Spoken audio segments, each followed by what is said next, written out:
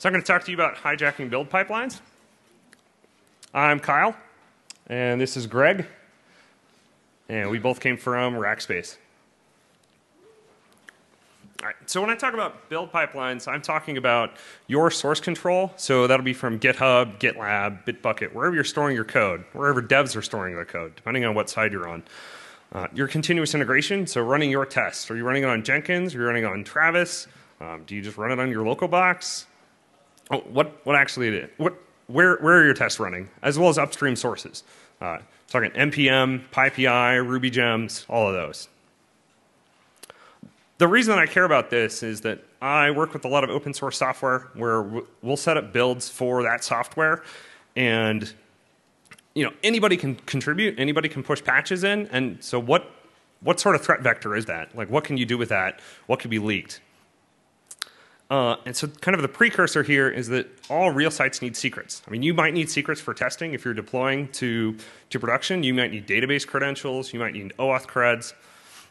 It might be your cloud credentials, GitHub tokens, Twitter tokens, the actual SSH keys to get onto boxes. So you need to manage these secrets in some way. Not everybody does this appropriately, and credentials get leaked. Like if you do a simple search on GitHub for AKI-AJ, you'll find Amazon credentials instantly. Right? So I'm showing 1,071 results for just finding for that string. Right? So run infrastructure, do whatever, keep going. I think this is a problem with how people treat Git. Like, you start up a new project, you run git add, everything goes in there. If you had any secrets encoded into the repository itself, it's there for the world to see the next time you git push. This even happens to people that know what they're doing. Rich Mogul gives a talk at Black Hat on working with the cloud and to do security appropriately, to set up your development environment appropriately, as well as lock down your instances and how you handle your keys. When he ended up looking at the account that got hijacked for him, what did he find running there? Right, so they didn't actually care about his running infrastructure at all. They just wanted some place to go mine for cryptocurrencies. So in this case, they pulled up really big instances and just started spending his money. If you want to read more about that, you can go to bit.ly/mogul. He does a good write-up on what happened, what he ended up doing forensically to figure out like what they had done, how far they had gone, and then tried to go back through CloudTrail to figure out what they had access to and what else they tried to get access to. And it's not just in your GitHub credentials either. This isn't an Android file, sorry, the APK. If you look right here in the middle, there's their creds. Right, so every client that downloaded the app has access to their Amazon.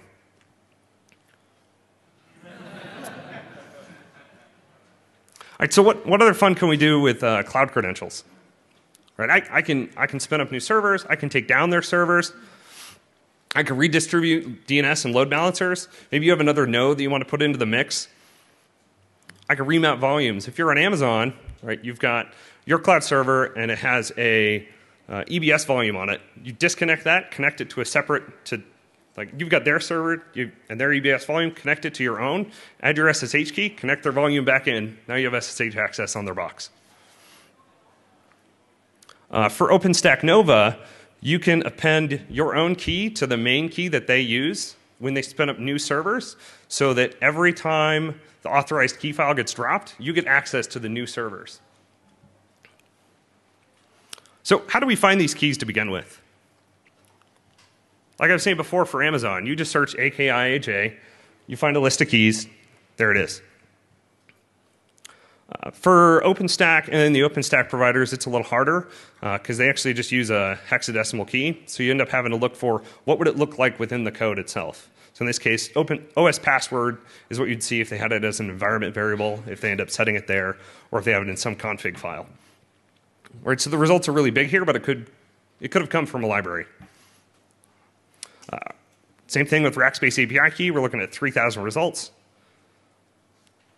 And then API key, 305,000 results. But again, that could be the libraries too. It doesn't necessarily mean it's the actual API key. We have to do some amount of triage on top of that. And at least for GitHub, they only let you search for 1,000. You only get 1,000 results back.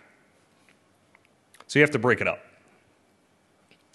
So let's say that we took the Rackspace API key and we were looking for language Python. Right? We can do it with the language and without the language. GitHub has their own search setup for doing this, so you can break out as many things as you want, as well as looking down particular paths and languages. So for this one, we get 420 for Python, and we get 8,303 for the rest. So when I was breaking these out, I ended up having to go through pretty much all the languages and break them into their own discrete bins. Right? Keep splitting.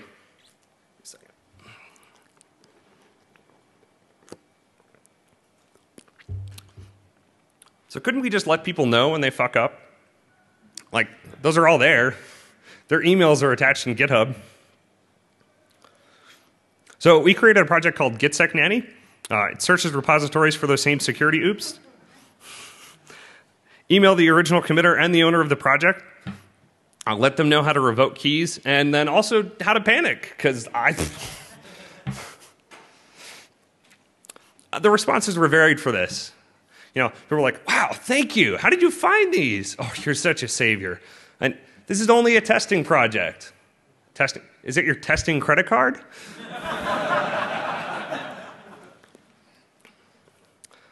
So far, I've found about 265 keys. I'm clearly going after one provider that I want to protect. There are certainly more out there to find.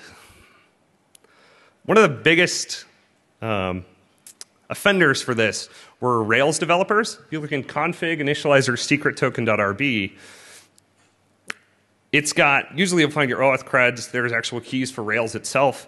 And this one's kind of infamous. There's a pull request out there that's never going to get accepted that just adds it to the git ignore so that it doesn't happen to people in the future.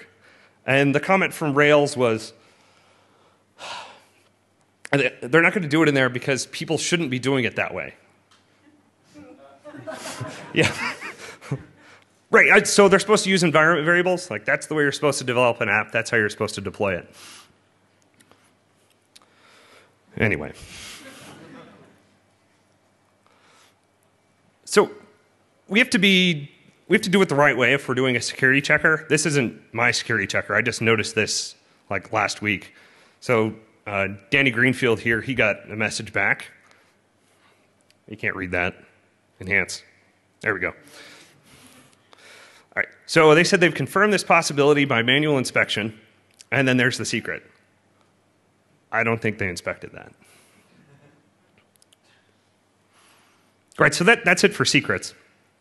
But what if you actually need secrets for testing? I mean, it's not like you can live in a vacuum where your code never touches anything. You're not going to build you're not going to build any real web infrastructure with that.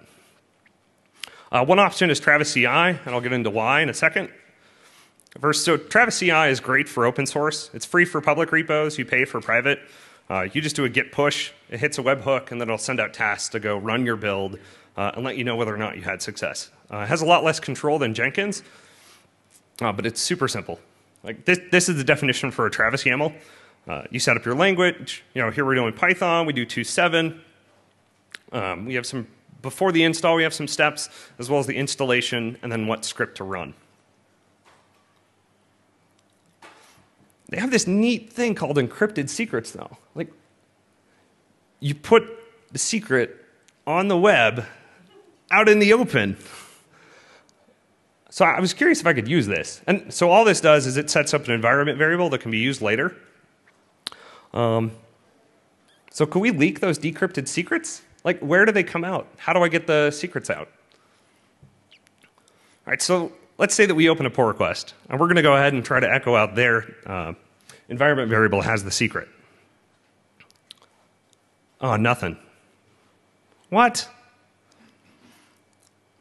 All right, so Travis, the keys used for encryption and decryption are tied to the repository. If you fork a project and add it to Travis, it will have a different pair of keys than the original.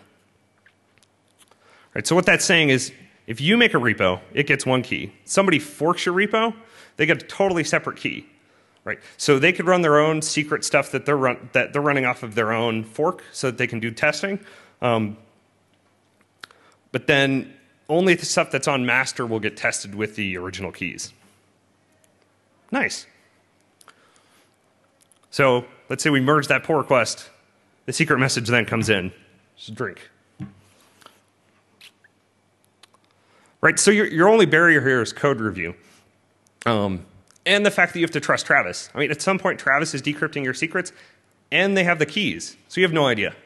But those guys drink good coffee and live in Berlin, so I assume they're great.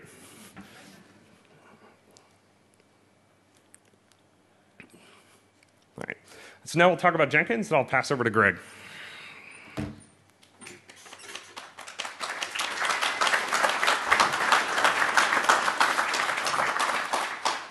Thanks, Kyle.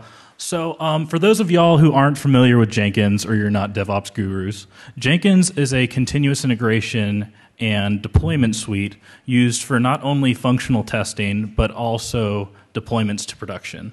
So even if you're not a Jenkins user, if this is something you've never heard of before, why do we care about Jenkins? Well, Jenkins is the road to production. If there is a Jenkins server, at the end of that pipeline is either a repository that multiple servers are using, or a production server with data we're stealing. So the normal interaction with Jenkins is hipster developer pushes some code to GitHub, and Jenkins is notified via webhook that there is some code ready for testing. What we want to do is masquerade as hipster developer so we can push code to production servers or repositories and compromise them. So let's say that hipster developer makes an oops. He either commits his cloud credentials, which have an OAuth token in them, or he commits his GitHub token directly to his code repository. We're kind of off to the races, right? So if there is a repository at the end of that pipeline, all we do is we propagate vulnerable code that we can scan for, and then pop every single server. Yeah, and the mic. And so you can pop every single server that's using that repository. Stand back a little further. You can talk from a distance. Can y'all hear this? Yeah. No shit. Okay. So what's the other option, right? The other option is instead of a repository, there's a server with information that we want to steal and sell. So one thing you can do is propagate things for persistence, like think reverse shells or things of that nature. The other option is to try and extract the secrets that Jenkins has out of the build. So there's two different ways to manage environment variables in Jenkins. Either you throw them directly in the configuration, or you're using the credentials plugin, but at runtime, they all boil down to actual environment variables. So both plugins could possibly be leaked if you could sneak something like this into the code. So the goal of this script is to print the environment variables and then phone them home to a server. And no problem.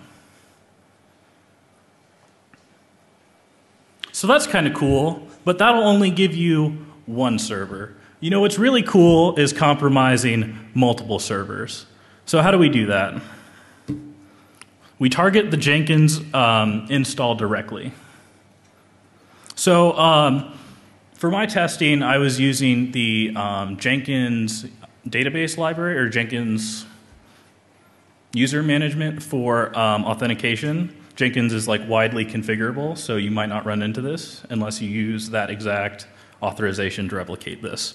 But so I was curious about how Jenkins actually decided to manage its users, and it boils down to this file called config.xml. And here's what it looks like. You'll see that there's a username, a hashed API token, and a hashed password. So what caught my attention is they're using JBCrypt. And so I did some more digging, a lot more digging.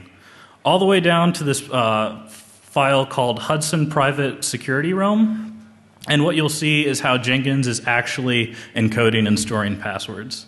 Now, there's nothing really wrong with this, except that it's really easy to duplicate. So using this 3-line Java code, we can create hashes that are passable to Jenkins. But so now we have to figure out a way of how to actually pass those hashes and get them installed on Jenkins. So what if we had something like this in our build? The goal of this code is to locate the config files for all users and attempt to replace all hashes to a password of our choice. Let's find out.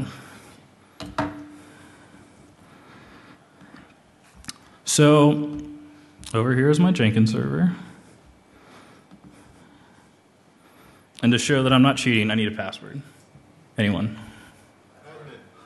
Admin? That'd be a good guess. So admin clearly doesn't work, right?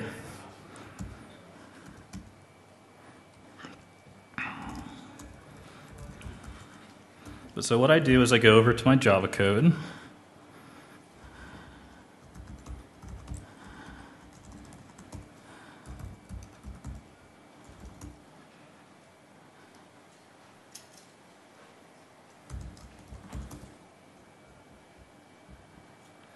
And we get back a bcrypt hash.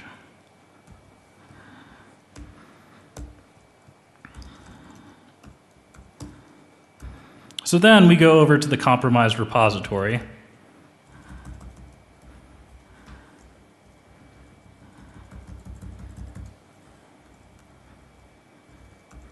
And we throw this in our code. Is that right? Cool.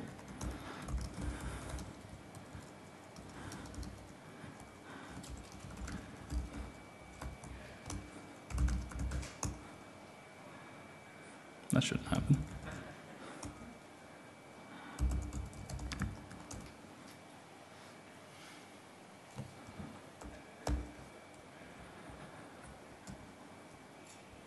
And so if we go back to the Jenkins instance, we'll see that our project is now building, or it's queued to build. And it's building, building. Oh, Jetty's restarting.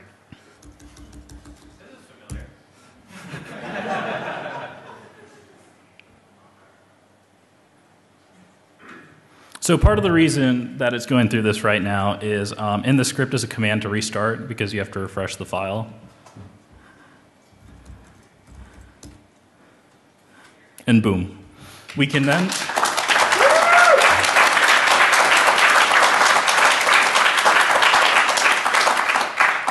So from there, it's really simple, right? All you have to do is go and change the deploy scripts and propagate them through.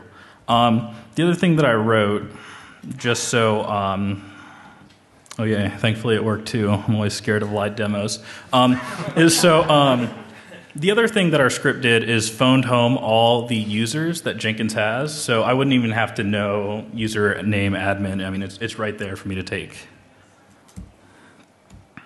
Oops. Yes, maybe. Not in this room. They kick you out. But so there is a catch to this technique in that this config file is only stored on the master node of Jenkins. So if builds are allowed to run concurrently, that's really good news for us. All you have to do is add a sleep function to your malicious code to put the nodes to sleep, and boom, back on master. If you're not allowed to run concurrent builds, you're going to have to get creative. One of the options is to just keep committing. That's because we know that these people that we've compromised are developers, and they're going to be executing other builds. The other thing that you can try is, with the compromised credentials, commit other repositories and push other repositories to try and trigger other builds on Jenkins. But what if there aren't any oopses, right? What if we really want to compromise this deployment system because at the end of it is 100,000 servers that the repository or 100,000 servers that are consuming the repository. Or maybe you have like a vendetta against someone and you just really want to get into their production boxes. Well, one thing that can help you out, or the low-hanging fruit in this scenario, is that they're doing automatic pull request building, which basically means they're taking all the pull requests they get and they're building them before they decide to push them to master or merge them into the repository. Now, from a security perspective, that sounds pretty stupid, right? Like, why would you ever run code that you have no idea what it does? Well, the nice thing about Jenkins is if you were to do this, it would tell us first if it was functional, and two, how the performance compared to previous versions of the code. So there's definitely an argument to be made for doing this. I mean, I'm glad I don't develop because I would probably do this. The other options, though, is that you hit the gate. And you get this notification from Jenkins asking for one of the admins to verify the patch. So if you're not going to give up, and no one likes to give up, you essentially have two options. You have to try to be sneaky or thwart the gate. So being sneaky is nothing really new. You either have to, A, obfuscate your vulnerability, or two, make it so small that it goes by unnoticed. And it can be as simple as yank paste for the Vim camp. This is the iOS SSL verified signed server key, and you'll notice there's an extra goto fail that causes it to fail. So thwarting the gate.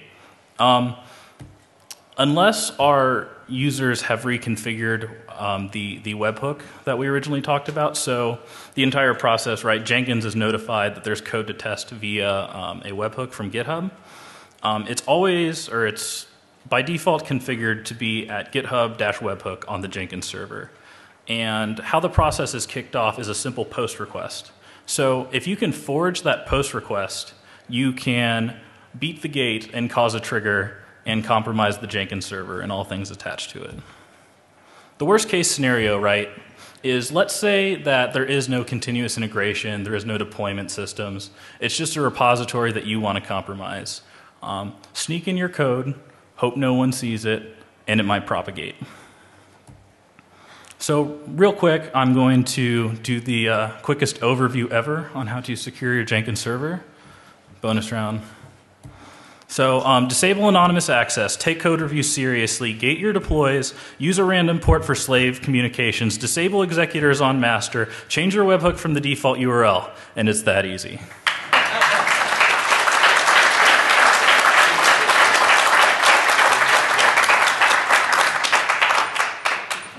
So we can take questions. If anyone has questions, come up to the mic.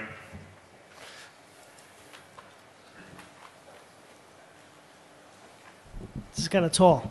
I noticed that Jenkins failed. I don't really have a question, I have a suggestion. There's a URL you can hit on the Jenkins master that will make it reload all the files without restarting. So nobody will tell. Nobody will be able to tell that you just did that. Well, so you have to be authorized for that. Hey, that's my question. You back off. No, so yeah,